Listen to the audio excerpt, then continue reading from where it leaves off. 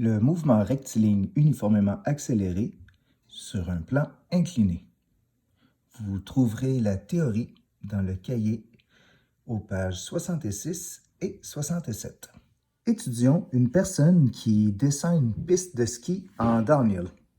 L'accélération de notre skieur est directement due à l'accélération gravitationnelle. Donc, on peut dessiner notre accélération gravitationnelle qui nous attire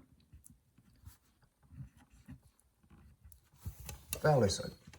On notera que puisque la gravité nous tire vers le centre de la Terre, le vecteur d'accélération ne se dirigera pas perpendiculaire à la piste, mais bien en direction du centre terrestre. Vous constaterez également que nous ne considérerons pas les forces de frottement, ni celles de l'air, ni celles des skis avec la neige. Pour commencer, il serait bon de se donner un référentiel. Donc, dans ce cas-ci, on va tracer nos axes de référence selon la direction du mouvement, soit l'axe des X parallèle au mouvement et l'axe des Y perpendiculaire à la piste.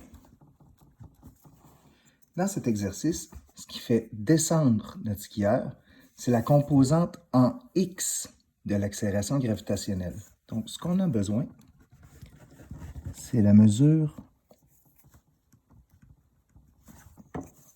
ici. Donc, on veut la composante en X de l'accélération gravitationnelle.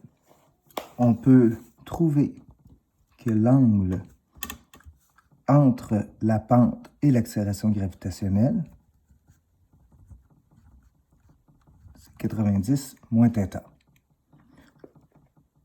On peut donc calculer la composante de la gravité, donc notre accélération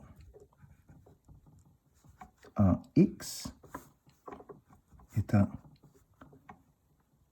l'accélération gravitationnelle fois le cosinus de 90 moins θ. En mathématiques, on a vu que le cosinus de 90 moins θ, c'est la même chose que le sinus de mon angle. D'où, dans votre cahier, qu'on donne l'accélération dans un plan incliné sera l'accélération gravitationnelle fois le sinus de l'angle, où G